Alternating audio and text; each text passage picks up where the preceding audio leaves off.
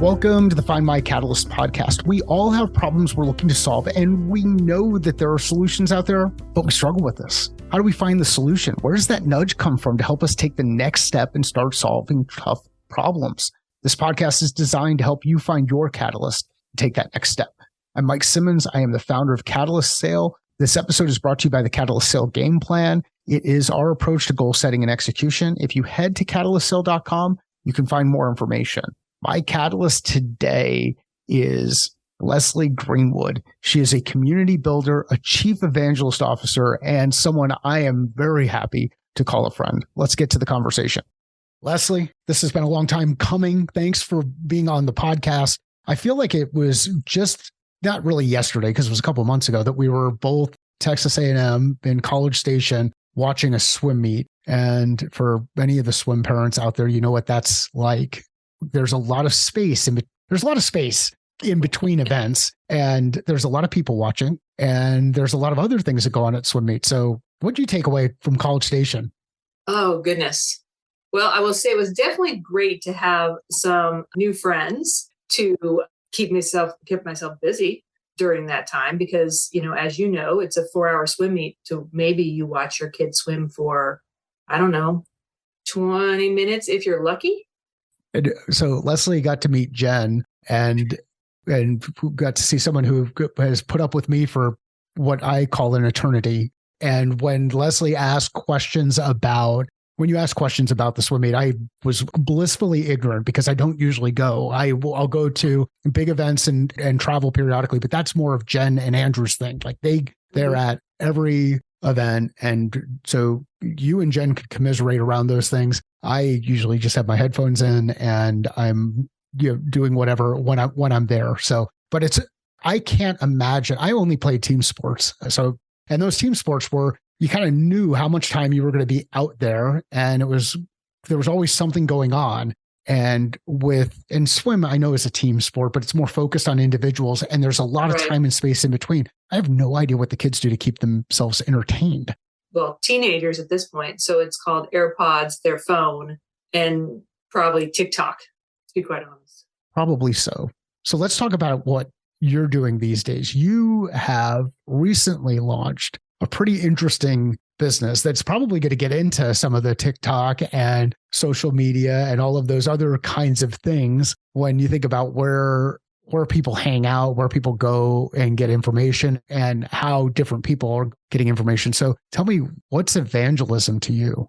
Yeah. So evangelism to me, or being an evangelist, is really, the way I look at it is the bottom up kind of approach. So I know you had Nick Capozzi on. He's what I consider a top-down evangelist. So many people work their way up over time, Jen Allen, Ethan Butte, and they've become the evangelists of their company. And so, they're the chief evangelist. And honestly, the people that, I don't know about you, but the people that I run with, they generally can't afford a chief evangelist to be that person out talking in the world. So this bottoms up approach is really talking about turning your customers, turning your community members into evangelists. And it's, generally not a paid role. So unlike an ambassador, or what some people consider advisors, but are really kind of ambassadors. So for me, evangelist is just John Doe who loves your product or service enough to go out and talk about it to the world.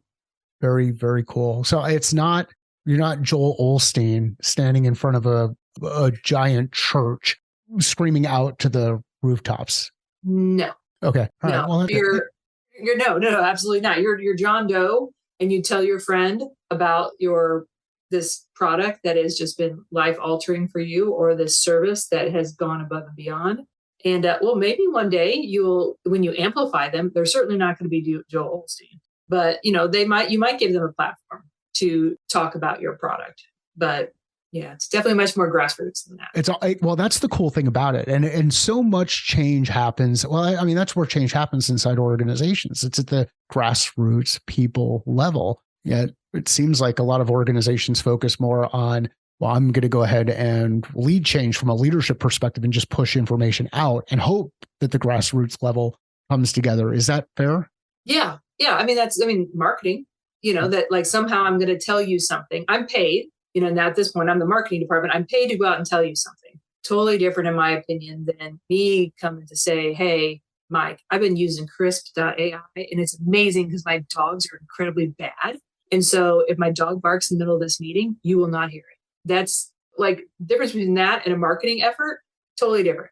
It sounds like now what we're doing, and you said it a little bit earlier, but this idea of how do you amplify these voices so the people who are passionate about the problem you solve for and use your solution to help solve for the problem can't help but share that with others because they don't think that people should deal with continuing to have those problems.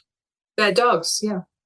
Yeah. Well, so bad dogs, is that a nurture or a nature kind of thing?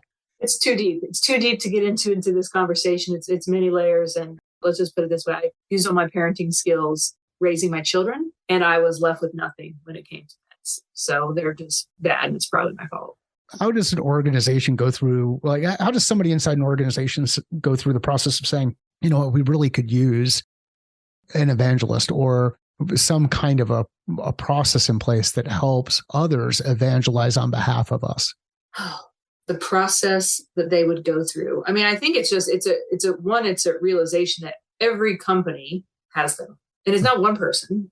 It's maybe 10 people, or maybe, obviously we know each other through Pavilion. In that case, it was thousands of people that would go out and talk about, the service and the community. So everybody has them. I think one is awareness that you have them. Two is figuring out, step one in an evangelist-led growth process is identify where to go find them, which, you can find them in numerous places. Obviously, in a community, you're going to look at login data. You're going to know some of the people because they're the loud ones at the front of the community saying, hey, yay, welcome. I'm going to answer all the questions. But for every one of those, there's probably 30 of the other ones that you don't see.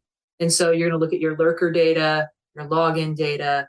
If you're a company, you should probably look at your NPS data, not just the numbers, but who takes the time to write something. And then, or maybe you're looking at usage data and you see that John Doe is not the economic buyer. He's not the champion, but he's in there every day. And, he sends in support tickets that are nice. And guess what? John Doe also has 5 other coworkers that's not using the product the way they should. How do we turn John Doe into an internal evangelist inside that company to get better adoption to the product? So there's just so many different places you can find them. And it just depends on where your product or service lives. So who typically is thinking about this kind of stuff these days? Honestly, I don't know. I don't know who's thinking about it. Marketing probably should be thinking about it. Customer success should be thinking about it because they need references, or sales should be thinking about it because, they have their list of references, but they get stale and they're using the same 3 people over and over again. It should be kind of almost a top down from the CEO level, kind of like a community in general. You need to have buy-in from multiple levels. Otherwise, it generally isn't going to work really well. I think the results are applicable. I would say my guess is because community oftentimes falls into marketing, that this probably would be something that would fall into marketing. And a couple of the conversations I've had with just companies that were not communities, I have talked to some person in marketing. Yeah. So, I mean, it feels like when you say community, people can kind of rally around that. They understand what it is. It's you look around. I'm not going to go all Sesame Street, but like, who are the people that you meet in your neighborhood? But there's this community that's there. And then there are these sub-communities that will end up happening inside your broader community. And based on what you're describing, it sounds like this happens inside not only organizations, but the groups of people those organizations serve, and then the layers of people that interact that bring those things together. Mm-hmm. Yeah. Yeah, you can. It's really all interwoven.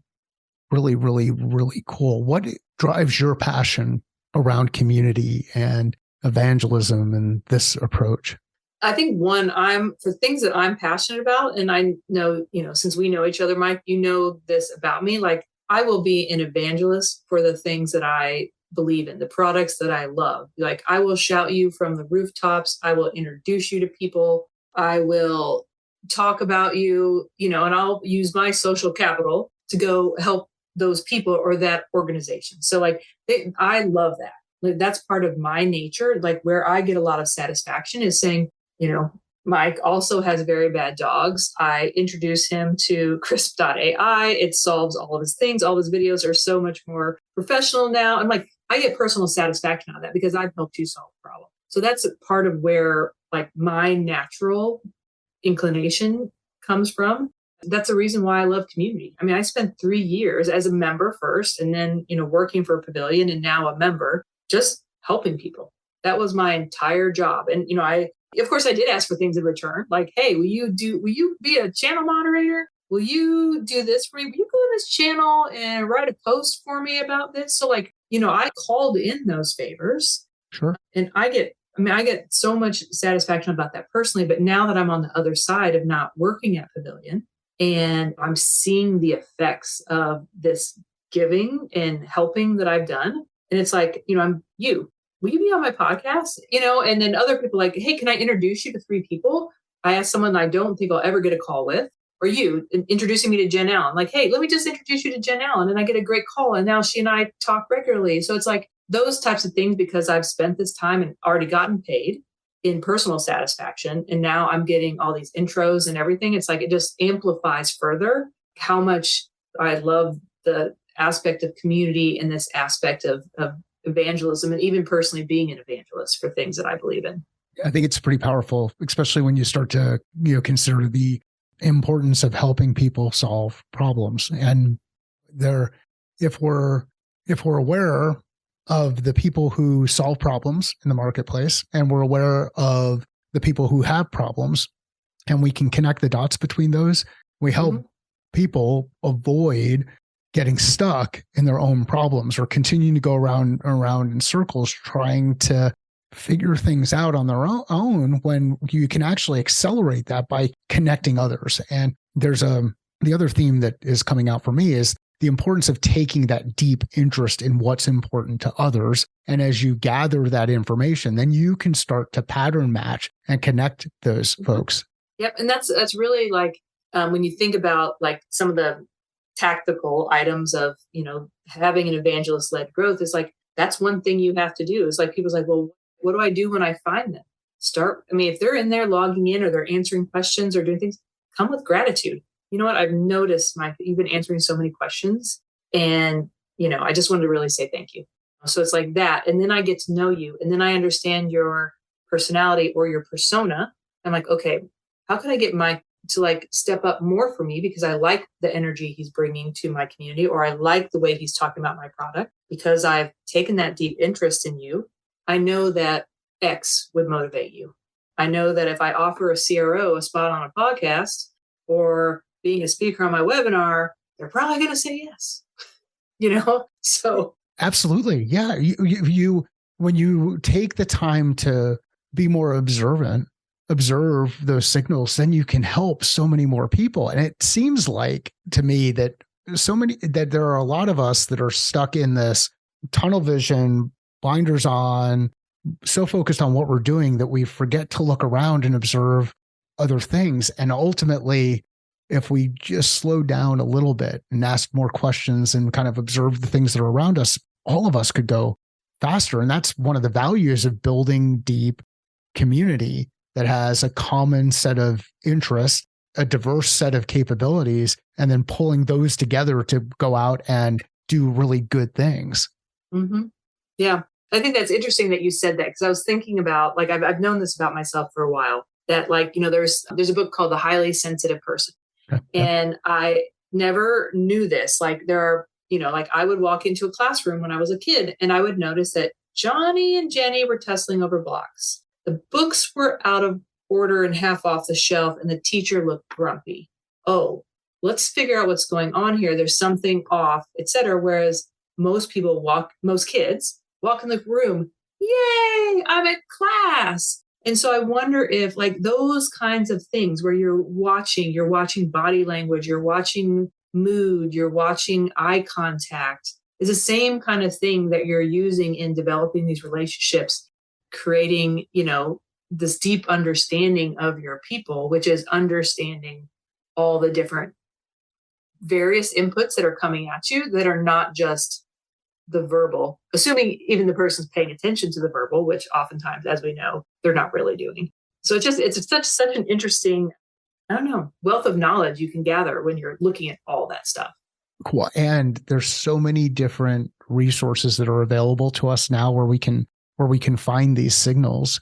But at the same time, it feels like we're overly distracted with data and struggle to pull insight out of the data. And I don't know if it's because we're just not looking in the right places. We're not pausing to ask the right questions. We're not operating with a level of intention in the way we interact with people and systems. Mm-hmm. I mean, obviously I love data to a point. I think you can get blinded by data because you miss the people and the intentions behind the data. So, I mean, you kind of hit on something there with me. So let's talk about how organizations can start thinking about this. Like they'll see, and I've been a bit of a jerk with people around some of these things, the different acronyms that are out there. Like we're going to go all of our different go-to-market motions. We're going to do our CLG. We're going to do our PLG. We're going to do our BLG. We're going to do our SLG. Like we've got all these different. ELG. We're going to add ELG. Come on. ELG. So we've got all of these things that are out there, these acronyms. And before you know it, what happens to me and where my level of skepticism comes up around this and why I do it with a smile on my face, because I am truly having fun. And I know that everybody, at least I believe that everybody's operating with the intention of let's help people solve problems because there are real problems that are out there and they don't need to continue to persist if there are actually solutions there. But let's talk about these different go-to-market motions. And if someone is saying, I want to start evaluating ELG or CLG, so evangelist-led growth, community-led growth, what are some of the steps that they can go through in just kind of raising the conversation internally to determine if it's the right fit and start testing? Mm-hmm. And I would say one thing that I've been thinking about with, evangelist-led growth, which honestly, I made that name up. So that you can completely blame me, Mike, for adding another acronym to your list. I blame you. Thank you. Okay, thank you. Thank you. And I take full ownership for my responsibility in this challenge. But what it is it's an ingredient. It's just really one ingredient to these other motions. So without ELG, how do you have PLG? You have to have some evangelists that love your product that are going to go tell people about it so they'll come try it.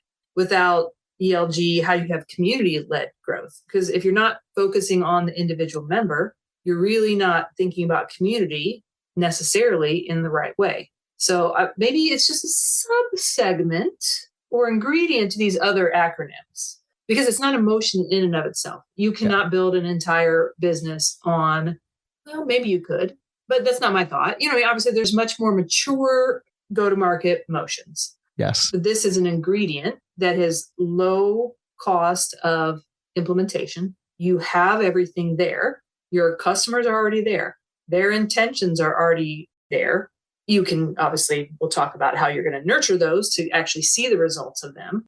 I'm sure there's lots of technology you could buy to make it easier, but the first thing you can do is call them, email them, Slack them, things that cost zero money, little effort, and then start to see, the compounding effect of that. Because, my opinion is, and, I've seen this through Pavilion and other places, like me going out and saying, you need to do X. I love this. I love that. I'm going to influence 10 people. We take care of those 10 people, right? Guess what? They each influence 10 people. So it's like you build this foundation, and then after a while, it builds on its own.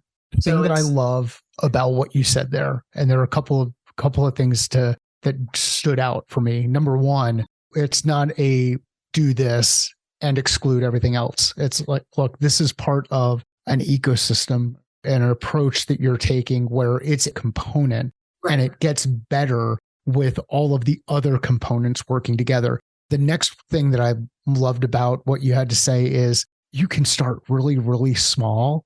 And when you start building that momentum really, really small, it can turn into really, really big things over time. So it's not like I'm going to rip and replace this new thing or this thing, rip out what we had before and replace it with this new thing. I'm actually going to use it to amplify, make all of the other things that we're doing that much better. 100%. And it really starts with a point of view. Yeah. It's really just thinking about, like, my point of view is that I can make substantial change by looking at my customers' members in a certain way, investing in a certain amount of, time, energy into them, and then see rewards over time. And it is definitely like community-led growth too. This is not like we're going to do it and we're going to like install this software and life is going to be fixed and now we're hitting all of our quarterly goals. Like, this is not that. Community takes, a mature community is 3 years. Getting a community to act like a community, which means members helping members, usually takes 6 to 8 months. And those first 6 to 8 months, it's hand-to-hand combat, and you're in there every day making matches and doing all this, answering questions and doing all this. So this is not going to be an immediate life-changing event. But what I think is interesting about it is if you do it and you put the time in over time, it's almost like an equalizer. So like when the market's up, when the market's down, when the market's up, market down, like people that love you and you've taken care of, I mean, yeah, they'll go up and down a little, but it's not going to be like what we see in the market today. So it's really almost like an equalizer, or I don't know, a baseline that you can start to work from that'll kind of even out what your other motions are. Yeah, I really like how you put that as an equalizer, because it does that, like you said, it evens things out. It starts to make things a little bit less lumpy in the ups and downs and starts to flatten some of those curves that can happen inside business as people overreact to certain things, whatever those certain things are. So I'm confused. What's the difference between how would you describe the difference between community-led growth and evangelist-led growth? Well, evangelist-led growth is just a portion of. I mean, you want the community itself, so like there's, 6 or 7 different types of communities. Okay.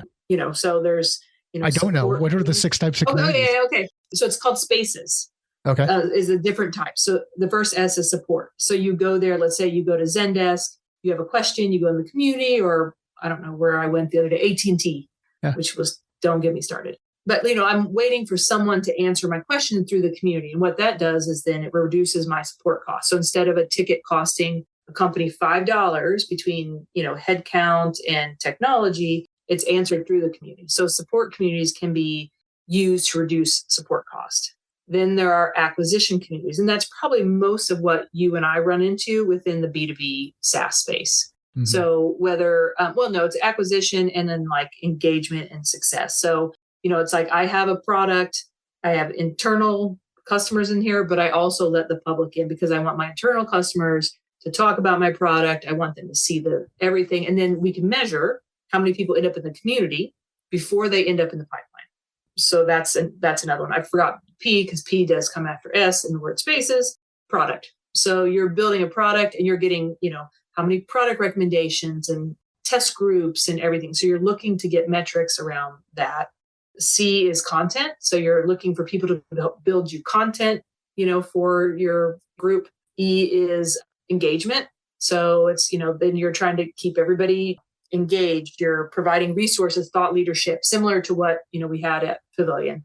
Mm-hmm. And then last S is success. So I'm able to then help my customers see more value on a larger scale than the one-to-one or, one-to-many success. So those are the different types of communities that you can have. But as you can see, in each of those, underlying those is still the value of the evangelist. So they're the individual component that makes up the community, which would overall drive growth. And the better you take care of this initial component, the more success you'll see as you move up the scale. I am really optimistic about the approach. And the reason why I'm optimistic about the approach is just from an experience perspective. When I was at a company called SmartForce, and when we were acquired by another company, Skillsoft. So Skillsoft is the known entity that's still in that market. We would have an event, customer event, that happened every year, annual event called Perspectives. And Perspectives really was about customers presenting to other customers about the solution that they were implemented inside their organization. So you have practitioners sharing deep expertise and experience around application of, oh, by the way, our solution.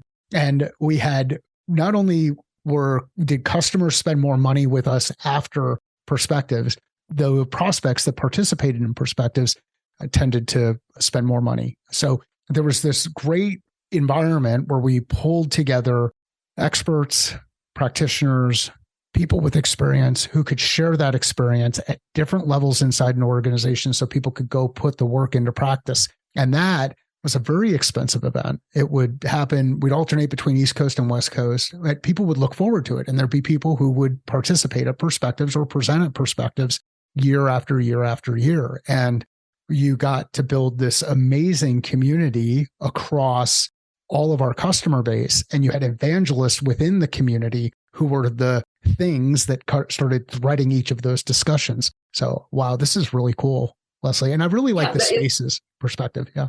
Yeah. I mean, that's honestly what you described is, you found your customers who'd found, either they found it or you taught them this original approach on how to use it. They now share it. So that's 100%. And, your evangelists getting up there, talking about it, which helps you drive sales. They also get something out of it because now their profile is elevated within the community. They are seen as thought leaders. And so it's a win-win situation for everyone. And then the other customers learn more from it. And then the other piece I'm hearing as you're describing it is now we're actually applying some design to make this work effectively rather than simply allowing it to kind of happen organically. Is that fair? Mm-hmm. Yeah. Yeah. So when I was talking earlier about it identifies those different places and then engage. How do you get them to talk to you and do the things, empower, give them the resources that they need to do something extra with you and then amplify. So it's like, we're actually going to take a persona-based approach because, the way I'm going to talk to potentially a RevOps person is different the way that I'm going to talk to a VP of sales. Their motivations are different. So it's part of this approach is mapping out your personas. And so all the people that I work with, I send them a guided questions doc is who's your ICP? Who are the different personas within your ICP? Et cetera. It's then what motivates them? Because you're going to need to use those and you're going to use different strategies for each persona to build this. So yeah, there is an entire approach and method to it. You just have to think about it. But none of it's not, let's be honest, it's not rocket science. It's just really a deep dive and having a real point of view on these individual people that make up your company or community. And this is where I think there's a lot of power in having an expert like you be able to come into an organization and ask the questions that many of us might not be thinking about in this area because we're so tunnel vision on what we focus on, which ultimately creates blind spots in the organization. And then, so is this why you built the practice? Why'd you go out and build this? Yeah, you see that. And one of the first things I was thinking about, and this dovetails a little bit into customer success, especially in early stage startups, you've got to make the sales. You're fully focused on that. I've talked to people, I'm like, I will do it for free. Just let me help you. And they're like, I can't even think about that right now. I can't even take your free help. And so, that's one reason, especially in earlier stage, it's we're doing founder-led sales, then we're doing founder-led customer success. And we're so focused on the sales that I think it boils down to sometimes we forget the people. It's sales, numbers, board decks, That's all great. But guess who buys your product is people who keep your product as people and who actually help you already sell some of your product is people. And we're not really, that's what I'm saying. I keep saying having a specific point of view, how we're going to do that. And so that's really where I'm coming from. Why do people struggle with having a point of view? I think there's so many other priorities. Everybody says they're a people first business. And to some respect, it's true. To some respect, you just get busy. You get busy, and you get other competing, ideas and things fall to the back of your mind and you're making sales and you're maybe not paying as much attention to the leaky bucket on the other side. And, it's just, I think you're right. I just talked a lot, but basically I just said, yes, it's tunnel vision. And I think that's why you have to be specific. You has to be something said. Otherwise, it's just something that falls into the background when you're building a company. And that's probably very normal. Leslie, awesome conversation. So who are the types of organizations that if I'm an organization and I'm thinking about it and I want to work with you, what is it about me that would make it make sense to work with you? Who are the types of organizations that you're focused on and where can they find out more about what you're working on? Sure. My network is B2B SaaS. Usually, I know earlier stage is a very large range, but the people that I know from, Pavilion, they're mostly, 5 to 100 million, which I know is a very large range. But, if you're in the earlier stage of your journey and you want to like build something from scratch, that's what I'm doing a lot of, is building from scratch. The other thing is like you have a community and you maybe aren't seeing the results that you want, or you kind of thought you'd put up a community and it'd run itself, which it doesn't. And you need like a little bit of a reinvigoration. That's another place that, I'm looking, or even early stage founders who have their first early adopters and they want to learn how to take those early adopters and capitalize on them to turn them into evangelists. So that's really the lanes that I'm working in right now. And if people want to get a hold of me, obviously I'm on LinkedIn, probably way too much. So it's just, whatever the normal LinkedIn is, Leslie-Greenwood. My website is thechiefelvangelist.com. And then, of course, you can always email me at leslie@thechiefelvangelist.com. But you know where to find me. You can just text me. Awesome. We will include links in the show notes, or I'll include links in the show notes so people can get connected with you directly. Thanks for the awesome conversation. If you know of somebody who would enjoy this conversation, please share it with them. Let Leslie and I know via LinkedIn, or if you're on Twitter, let me know via Twitter. Sales is a thinking process. Business is a thinking process. Life is a thinking process. How are you thinking differently about your process?